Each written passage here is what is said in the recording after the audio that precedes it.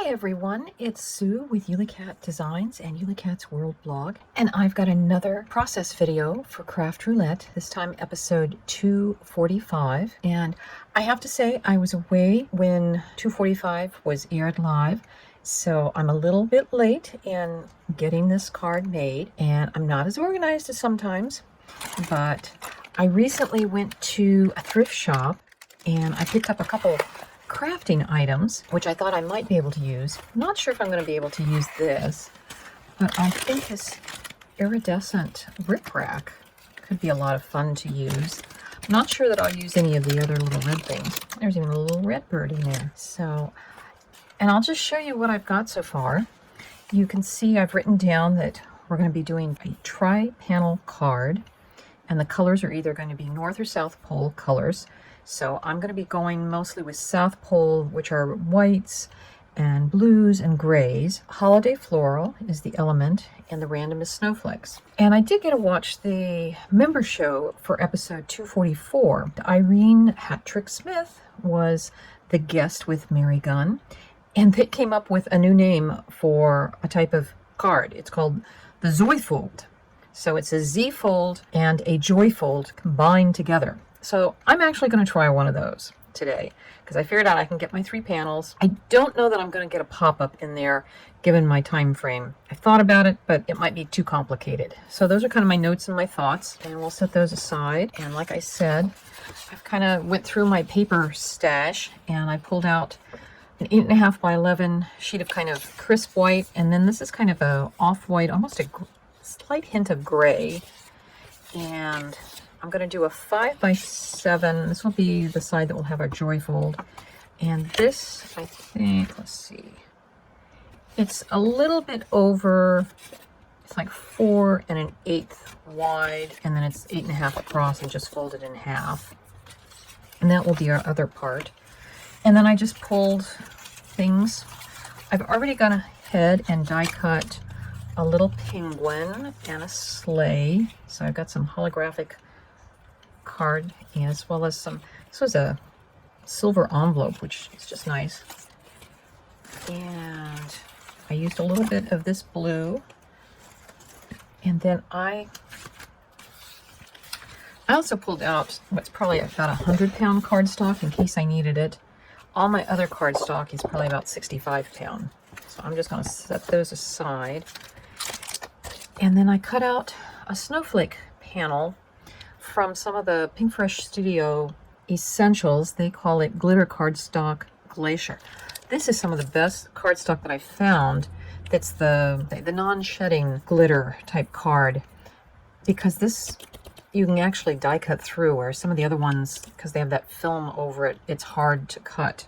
But this stuff I really like. So as I said, I did some die cutting already. I used the Karen Berniston pattern plate for the snowflakes. And I've cut a little penguin and his hat and scarf. And then I'm going to use just the front of the sleigh. I'm not going to try to make it a pop-up because I don't think I have the room to do it. And I'm going to leave the penguin out because I have never put together one of these penguins. So, and I'm going to leave other things in the tray. I have a bad habit of losing things on the desk.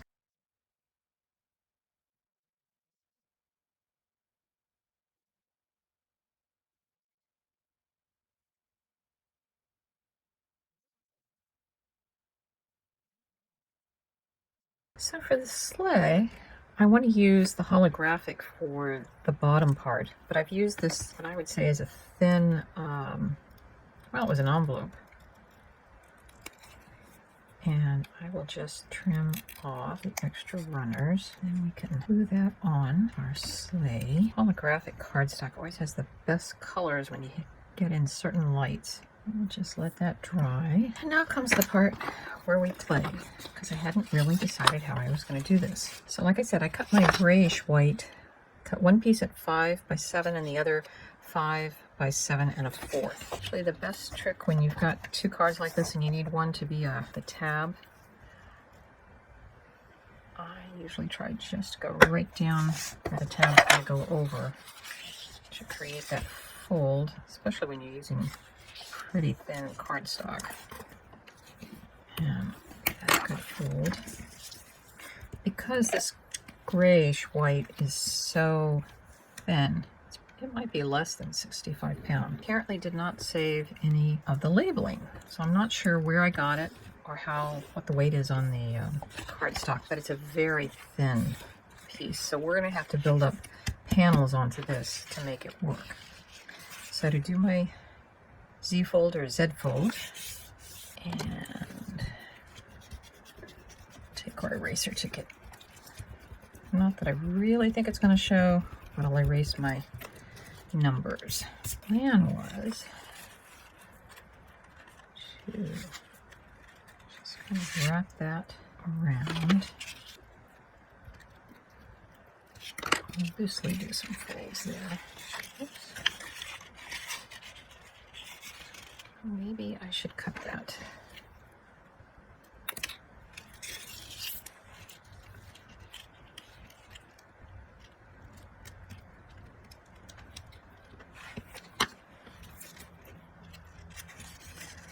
We'll have that. I could use as part of an inside panel if we need it.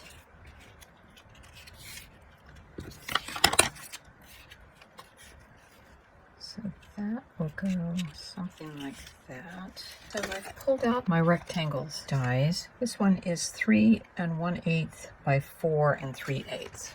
So I've actually marked on the back where the center of the long side is. And I know I have approximately an inch, a little bit less than an inch on either side. And I just want to center this. And we'll go ahead and tape it down, and I'll run it through the die machine. So I've got rectangle cut out, and I'll save that because you never know when you might need it.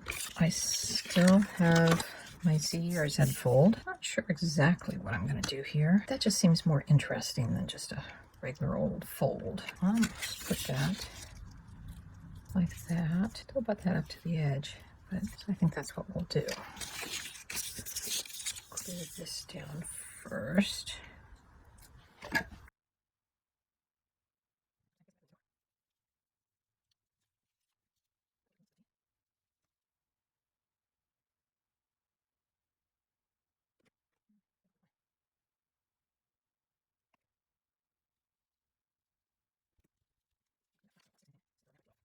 I cut my strips of the iridescent zigzag rickrack. Will go on the bottom and the top. And then I use the spinner square pop-up that has a bunch of lovely square dies, and I put 2 of them together to cut out this background that will go on front of this. It's got a little bit of texture to it. I guess the next thing I'll do is try to get the rickrack on. So while the glue is drying on the bottom rickrack, I'm going to work on putting this onto my card, and I think I'm just going to use double-sided tape, a little more forgiving. I'll also add a little glue to it. This way, because it kind of a little bit of a frame that I don't want to lose.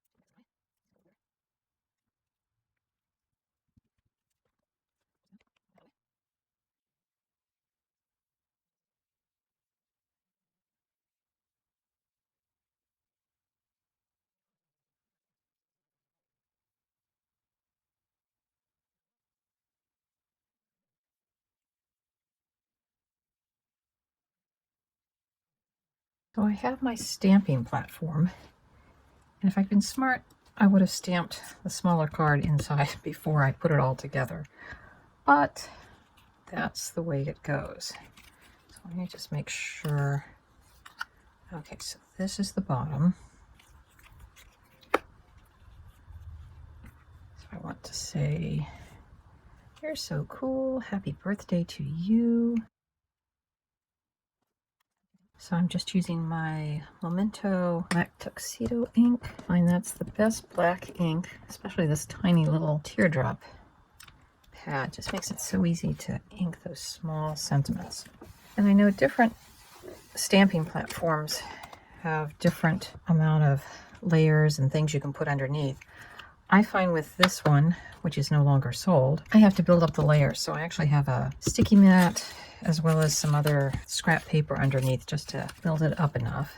And I'm going to put a slip sheet in there just in case that's still wet. The stamp set that I use is Karen Burniston's Winter Hugs. So there's When Snow is Falling, Crafts Are Calling, You're So Cool, Happy Birthday to You, and I made this cool card.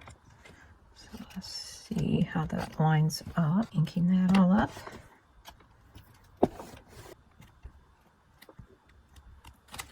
And so rather than try to keep stamping that, I'm going to take my very thin tip black marker and just color in the areas. It didn't stamp as well as we'd like. And again, if I had been planning this out better, I would have stamped things before I glued it all together. Here is our finished card. So we have our South Pole colors, kind of whites, grays, silvers, things that shimmer. We have our little black and white penguin in his blue hat and scarf.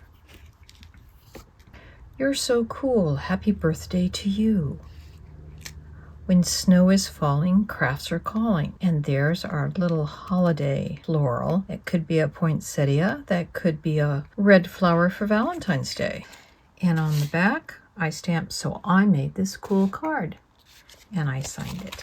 I hope you enjoyed this process video for Craft Roulette episode 245, whose parameters were a tri-panel card. So we have one panel, two panels, and then there's our third panel. And this is a Zoyfold card, which is something that Mary Gunn and Irene Hattrick Smith coined on a recent members show for a Z fold combined with a joy fold. We have our holiday flower element, and our snowflakes are the random. And that's how my card meets the parameters. I hope you enjoyed the video and that it gave you some inspiration. I know it gave me some tips of if I ever use this rickrack again, you have to use it with glue dots as well as some glue, but it has a life of its own. So I learned something there, and I hope you had fun. Thanks again for watching, and we'll see you next Friday when Craft Roulette is live again. Bye-bye.